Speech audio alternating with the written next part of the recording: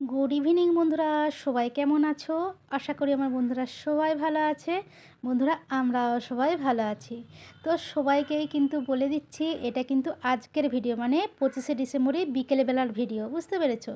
Actually কী বলো তো, ভিডিওটা এতটাই বড় হয়ে যাচ্ছিলো, তো ভাবলাম যে থাক, এটা দুভাগে ভাগ করে দিই।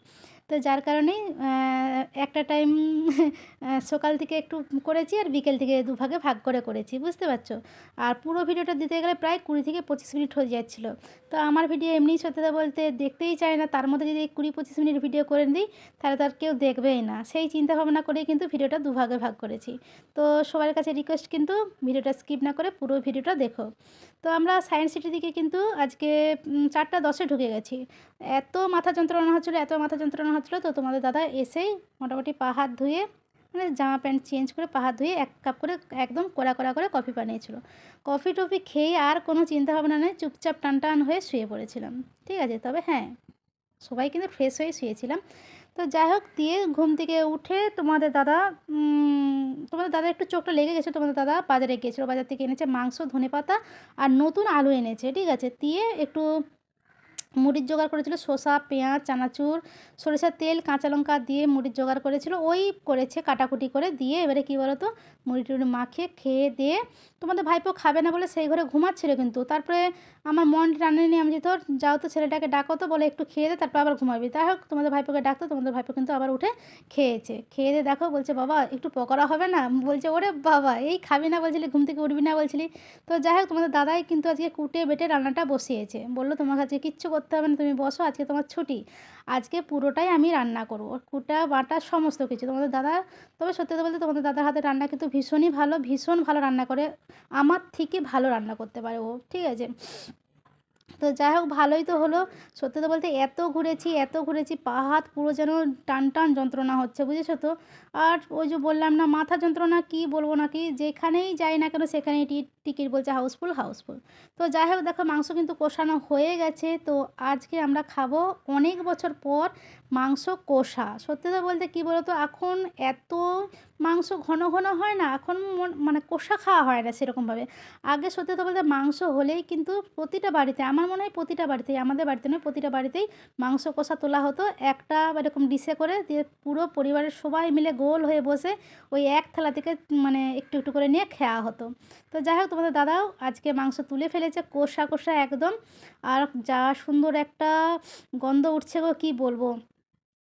তা তোমাদের ভাইপো, আমি আর দাদা তিনজনেই কিন্তু কষা খেতে বসে গেছি। তা আমার কাছে, বসুন বসুন, স্টার্ট করুন স্টার্ট করুন। হ্যাঁ, স্টার্ট তো করবোই, হুদহুদা যা গরম, একটুটা ঠান্ডা হতে দাও। তা সত্যি কথা বলতে, আমার কী বলতো, মাংস খাওয়ার থেকে আমার এই যে মাংস কষার যে মশলাটা আর আলুটা খেতে আমার দারুণ লাগে। মাংস আলুটাই কিন্তু দারুণ, তবে সত্যি কথা মানে খাওয়ার জন্য তো ছুকছুক করছি, কিন্তু খেতে পাচ্ছি না, এত গরম, অস্বাভাবিক গরম। দেখতে পাচ্ছ এখনও পর্যন্ত ধোঁয়া উঠছে, মানে কড়া থেকে সদ্য তো নামিয়েছে। তা সত্যিই কিন্তু কষাটা কিন্তু অস্বাভাবিক সুন্দর হয়েছে, দারুণ সুন্দর হয়েছে। তোমাদের ভাইপোর মুখের রিয়াকশানটা দেখতে পাচ্ছ? তোমাদের ভাইপো সত্যি কথা বলতে তোমাদের দাদার থেকে আমার রান্না বেশি পছন্দ করে, কিন্তু আজকে বলছে না খুব সুন্দর হয়েছে, না খুব সুন্দর হয়েছে। তো আমরা একবার কষা খেয়ে কিন্তু আবার একবার কষা তুলেছিলাম, জানো তো? তো যাই হোক, দেখো সত্যিই কিন্তু দারুণ হয়েছে। আর আমার মুখটা দেখতে পাচ্ছ, আমি কিন্তু এখনও কোনো ফ্রেশ হইনি। ওই যে বললাম না, সায়েন্স সিটি থেকে এসে শুয়ে পড়েছিলাম। তো একবারে রাত্রিবেলা ফ্রেশ ট্রেশ হবো, আর তোমাদের ভাইপোর কাণ্ড দেখো, কষা মাংস খেয়েও হয়নি, ও আবার এই যে 2 পিস কেক ছিল, কেক নিয়ে বসে গেছে। আর এপাশে কী বলো তো, দেখো বাবার কানে হেডফোন দিয়ে গান শোনাচ্ছে। আর আজকে তোমরা একটা প্রমাণ পাবে আমার ছেলে কতটা পরিমাণে ঝগড়া করে, সেই প্রমাণটাই কিন্তু তোমরা হাতে নাতে পাবে। নাহলে বুঝতে পারবে না যে বৌদি কতটা সত্য বলে কি কতটা মিথ্যা বলে। তোমরা শোনো। জল দিয়ে ধুবো, তুই ভালো করিস। নখ দিয়ে যে হ্যাঁ। তুমি নখ দিয়ে যে স্কিনে ওরকম করছো, কত ক্ষতি জানো? ক্ষতি হোক, ক্ষতি হবে। সেই তুই তুই কি আমি কি ছাল তুলে দিচ্ছি নাকি? হ্যাঁ, তো নখ দিতে হচ্ছে। তো নখ দিয়ে এরকম করে ময়লা না ঢুকবে না, না? হবে না। আমার মতো খুশকি থাকে দেখিনি, আমি তো মতো নোংরা নাই। মেন কথা, তোমার মা বাড়িতে কেউ টাক নেই, আমার মা বাড়ি পুরো ফুল টাক, তাই আমার তো টাক মা হচ্ছে। মা বাড়ির জন্য তোর প্রশ্ন কি আছে? ওরকম হয়, তাহলে এই পুরো জায়গায় চুল আছে, শুধু এইটুকু এখানটায় টাঙাবো, চুল উঠবে কেন?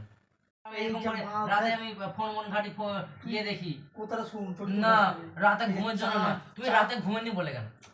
আমি এখন কি নতুন রাত জাগছি?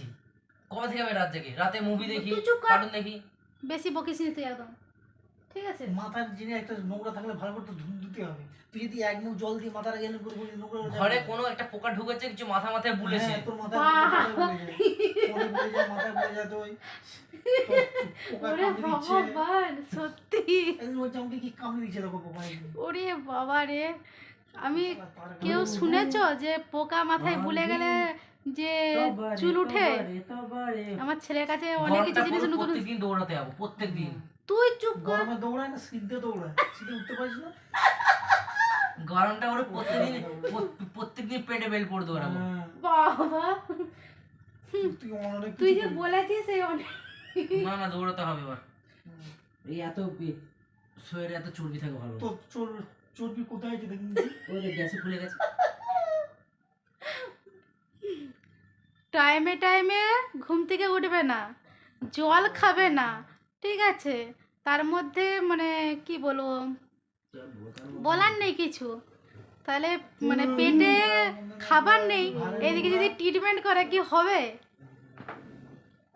অবস্থা। বলতে ঘুম থেকে উঠবি, জল খাবি। জল একদম খায় না, খেতে জল। দাও। কেন? সকালবেলা তোর কি সকালবেলা খেতে দাও। আমাকে কি খেতে দে? আমাকে কি খেতে দে? যাই হোক, ছেলের সঙ্গে অনেক ঝগড়াঝাটি হলো, অনেক আনন্দ ফুর্তি হলো। এবারে চলে এসেছে তোমাদের দাদা স্যালাড কুটতে। তো তোমাদের দাদা স্যালাড কুটুক, আমি পাশে ভাতটা বাড়ি। রাতটা কিন্তু অনেকটাই হয়েছে, এখন বাজছে 11টা 15। বসে বসে হেজিয়ে গেজিয়ে, সত্যি তো বলতে তোমাদের দাদা তো সেরকমভাবে ছুটি করে না, আর যার কারণে ও বাড়িতেও থাকে না। তবে এই যে 25 ডিসেম্বর 1 জানুয়ারি ও কিন্তু আমাদেরকে নিয়ে ঘুরতে যায়, বুঝতে পেরেছো? বাড়িতেও থাকে। তো যাই হোক, ভাত তো বেড়ে নিয়েছি, আমি কিন্তু একবারে অল্পটুকুন ভাত খাবো, কারণ আমার পেটে একদমই জায়গা নেই, কারণ কষাটা একদম ঠুসে ঠুসে কষা খেয়েছি, বুঝতে পেরেছো? আর অনেক দিন পর খেয়েছি তো দেখবে, অনেক দিন পর যে কোনো জিনিস খেলে দেখবে ভীষণ ভালোই লাগে। তা সত্যি মাংসর কষাটা দিয়ে ভাতটা কিন্তু দারুণ লাগছে, দারুণ মানে দারুণই লাগছে। তো যাই হোক, আমরা তো এই ক্রিসমাসে 25 ডিসেম্বর এইভাবে আনন্দ করলাম। তোমরা কীভাবে, কে কীরকমভাবে, কোথায় গেছো, ঘুরেছো, ফিরেছো, কীভাবে আনন্দ করেছো, একটু কিন্তু কমেন্টস করে অবশ্যই বলো। তো চলো বন্ধুরা, এই ছিল আমাদের আজকের ভিডিওটা যদি তোমাদের ভালো লেগে থাকে অবশ্যই লাইক কমেন্ট শেয়ার করো। আর বন্ধুরা সবাই ভালো থেকো, সুস্থ থেকো, আর এইভাবে এই বৌদির পাশে থেকো। তো সত্যি কিন্তু অসাধারণ হয়েছে, অসাধারণ লাগছে খেতে, মাংসটা দারুণ হয়েছে। তো চলো আজকের মতো রাখি, টাটা বাই, গুড নাইট।